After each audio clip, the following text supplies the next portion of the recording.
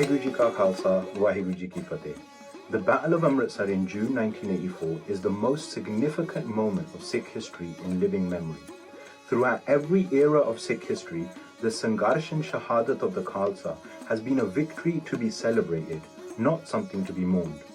Under the leadership of Sant Jarnail Singh Ji, Sikh Jujarus rejuvenated the Guru Khalsa Panth and reconnected us with the sovereign authority, Padshahi, vested in the Panth by Akal Purkh. Because of this, June 1984 is a defining moment for our generation. And in an era where Sikh Naujawan around the world are seeking answers about what they should be doing for the Panth today, this saka carries the answers to our future. In order to access these lessons, we have to understand what those Gurmukhs fought for in June and the subsequent struggle for Khalistan and how that informs our objectives today. In this video, we will be looking at the significance of Sri Darbar Sahib and sovereign Sikh spaces, Guru Sahib's vision for justice and sovereignty which drives Sikh sangarsh throughout every era, and what June 1984 tells us about Sikh existence in the colonized world today.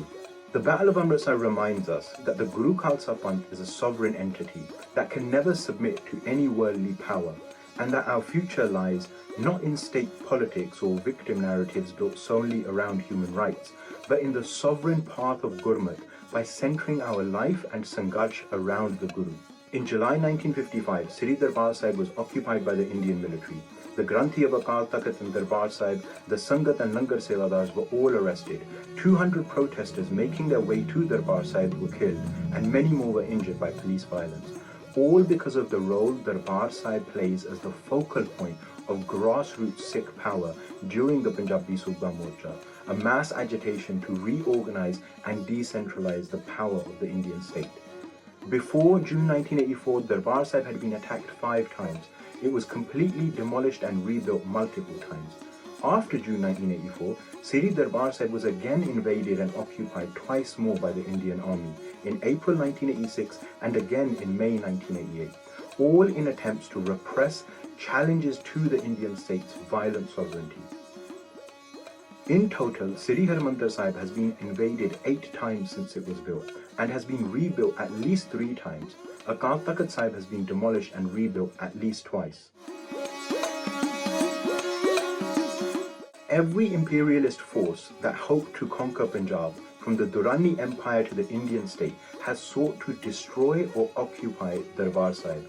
This is because every one of these powers realized Darbar Sahib's central role as a sovereign Sikh space, where Sikh Sangat gathers as the Guru Panth to live their Sikhi autonomously, develop revolutionary leadership, organize communities to meet their social and economic needs, and to confront oppressive forces. Although Lahore was the economic and political hub during the reign of Sarkar-e-Khalsa, Darbar Sahib and the Akal Takht were still the preeminent centers of Sikh power. Manifesting the Padshahi of the Guru Khalsa Panth, these sovereign Sikh spaces sat above the political administration of the time, even when this administration was run by Sikhs themselves. In this sense, we see the relationship between Sikh spaces, the Guru Panth, and any political establishment or power. This sovereignty has been gifted and vested in the Guru Khalsa Panth by Guru Sahib themselves and cannot be surrendered or subordinated by anyone. The endless blood of Sikh Shaheeds that has flowed over each brick of Sri Darbar Sahib is a testament to this fact.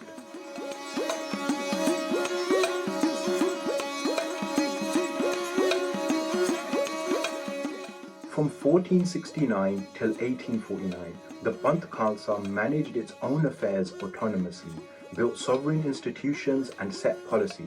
Establishing towns and cities was key to furthering the vision of Guru Sahiban, to build a society that revered the shared divinity flowing throughout the universe and would be organized to fight any powers that violated this principle of Sarvat da Pala. Over 239 years during the Guru Kal, the time of the Guru, Guru Sahib guided the Nyara Panth, the unique way path of Sikhi, by transforming Sikh into Gurmukh and building every institution the Panth would need to solidify its power in all realms of existence. This is the essence of Miri Piri. The awakened Gurmukh, with the aid and guidance of Guru, puts teaching into practice and strives to uproot violent oppression and exploitation. It is this practice that has regularly brought the panth into direct conflict with the violent forces that seek to dominate and exploit people, the earth, or any other part of Akal's creation. To further this vision, Sikhs in every era have manifested this purpose in their Jivan and in the collective institutions built by the panth.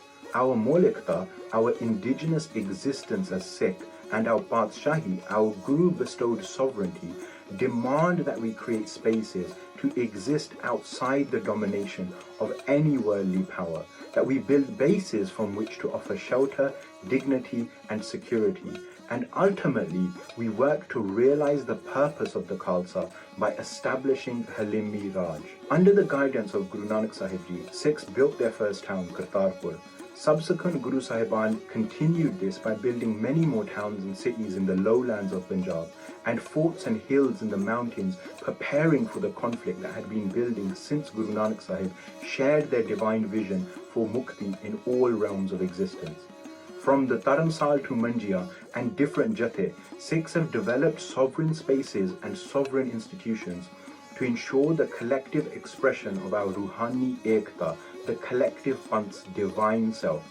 From these indigenous Sikh forms of social organizing developed powerful mechanisms for sovereign self-governance rooted in Sri Akal Takht Sahib through the institution of the Gurdwara. Through this process, Guru liberated the Sikh to live under and recognize the sovereignty of no authority other than Akal Purakh, who is inseparable from the Qudrat of their creation. No entity, human, institution or idea has the right to violate this hukum and exercise domination and control over other elements of creation.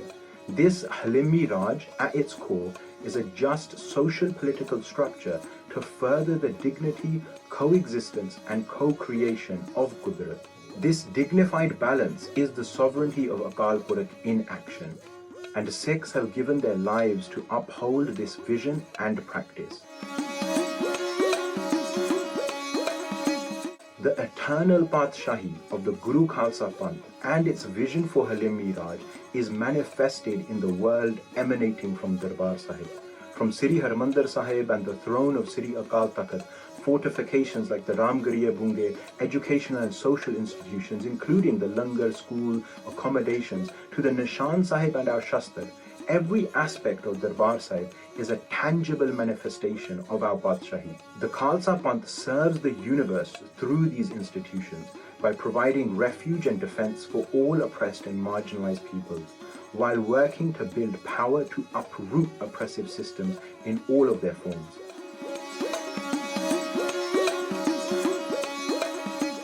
The annexation of Punjab in 1849 solidified the military victory of colonial powers over the region. Between 1849 and 1947, the sovereign institutions of the Panth were undermined and attacked, while our land and bodies were disciplined through colonial violence and policies of assimilation. The colonizers' goal across the world was to destroy diverse systems and ways of living, to replace them with secularized citizens subordinate to the newly imposed state and global capitalism. The only way to facilitate exploitation and domination in Punjab was through genocidal violence to repress Sikh existence. By attacking the Panth and undermining the institution of Patshahi, the colonizer was able to impose the sovereignty of the modern state and trap future resistance within the logic and structures of nationalism and domesticated state politics. Colonizers sought to violently subordinate Sikhs and Punjab under the unification and homogenization of the entire subcontinent within this artificial Indian identity which had never existed previously. Under this colonial project, South Asia remains a vast place with diverse peoples retaining their own cultures, languages, and spiritual traditions, creating a clash with Indianness in many regions. Upon the British transfer of power, the Brahminical leadership of the Indian state aggressively escalated this colonial political program of centralizing power and homogenizing diverse peoples. Despite the resistance of countless groups, Punjab, Kashmir, Bangladesh were strategically divided and new borders were imposed by colonizers, creating the new countries of India and Pakistan. In Punjab alone, 30 million people were displaced from their lands. In the following decades, the Indian state exploited Punjab and other regions in a number of ways to serve its own food security and national security objectives. Punjabi was denied as the official language of Punjab, rivers were redirected, management of natural resources was taken over by Delhi and the highly centralized structure of the Indian state, and this allowed Delhi to directly rule over Punjab's civil administration, to set policies that served only the interests of India and global imperialism. In response, Sikh movements have strategically taken fluid and diverse forms to maintain the political autonomy, cultural existence, and economic sustenance of Punjab, while also maintaining and reasserting Sikh sovereignty outside the scope of the state at every opportunity. Despite the persistence of conflict, the Indian state has stubbornly refused any political settlement on the question of Sikh sovereignty, and has avoided addressing the exploitation of the subcontinent under the structure of Indian imperialism. In the face of growing Sikh resistance in 1984, the Indian political establishment shifted gears from a policy of assimilation to a policy of annihilation. In June 1984, the Indian army invaded Darbar Sahib and embarked upon a genocidal campaign that would last a decade, with the aim of eliminating those Sikhs who posed a challenge to Indian sovereignty and imperialism.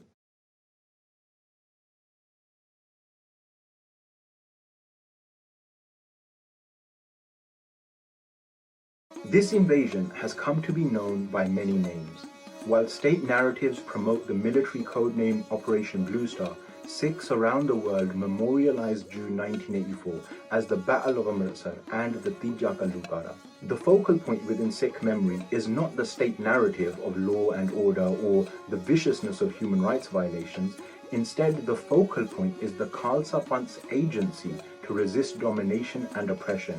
Remembering the Battle of Amritsar as the Tija Kalukara places the battle within the wider frame of Sikh cosmology that connects Shaheeds from June 1984 to the Battle of Jamkor. We draw parallels with the events of Sikh history not because we are shocked at the injustice and destruction, but because we are reminded of our strength, that against all odds, the Badshahi of the Khalsa remains intact.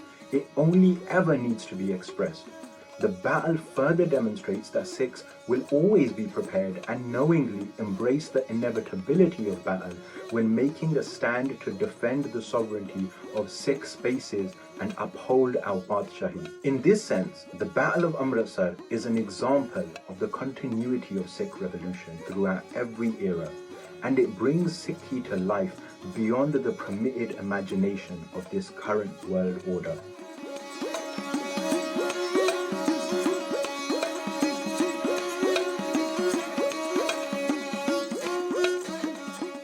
Despite every attempt to distort the reality of the Kalukara, Sikhs around the world remember what this battle means for our existence.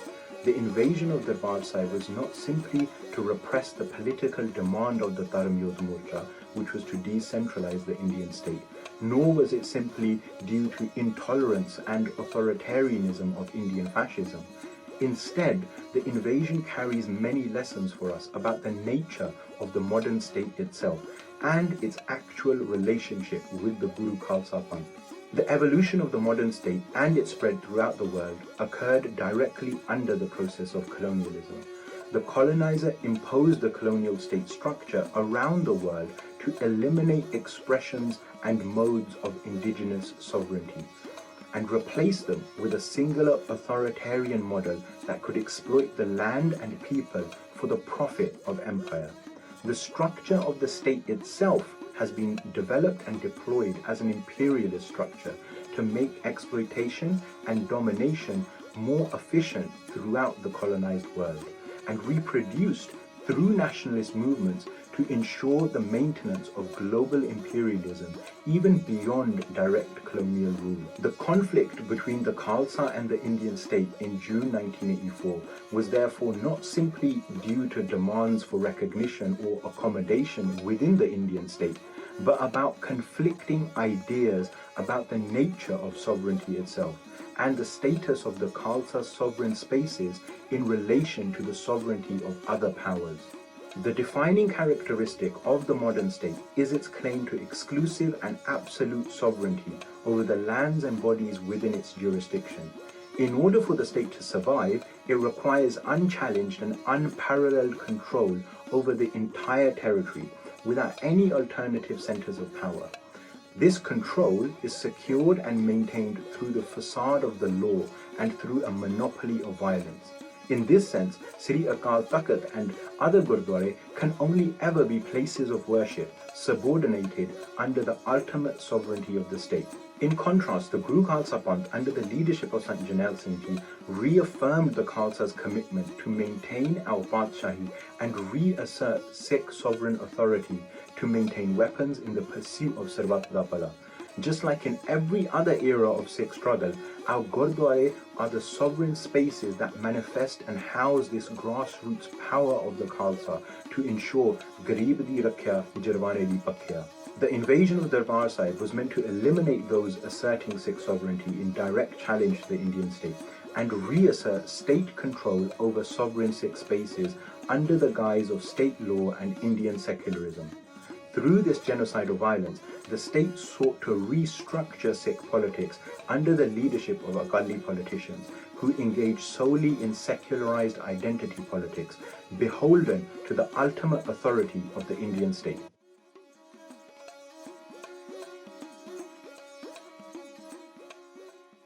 The Indian state wanted to inflict a humiliating defeat. They thought a huge show of force would frighten the Khalsa Fauj into a cowardly surrender within a few hours. But to their shock, the Khalsa fought until their last bullet. Even though the Khalsa arsenal was limited, they demolished wave after wave of Indian regiments. Ultimately, the army had to resort to essentially blowing up Sri Akal Takht Sahib and the surrounding buildings to prevent a devastating military defeat. The Battle of Amritsar in June 1984 demonstrates that although our social and political context may change, the nature of Sikh sangarsh maintains its continuity today. The battle is our contemporary frame of reference through which we can clearly see the Akali nature of Sikh rebellion against domination. The courage of Sikh Jujarus is celebrated in Gurdwara all over the world. The Panth has made them into giants like Sukha Singh and Mehtab Singh. They will live forever amongst our ancestors, celebrated through music, art, and during every one of our future struggles. The context of June 1984 simultaneously connects us to our Guru Ityas, our current challenges, and the answers to our future, reminding us that our Shaheeds are not figures of history stuck in the past, but living forces that guide us through every struggle and every conflict. We forget neither the Battle of Amritsar nor the Shaheeds of the Khalistan sangarsh. Instead, we revere them as Jannan Munare, towers of light that steel our resolve to continue the struggle and dedicate ourselves to the purpose and Padshahi of the Guru Khalsa Panth. Waheguru Ji Ka Khalsa, Waheguru Ji Ki Fateh.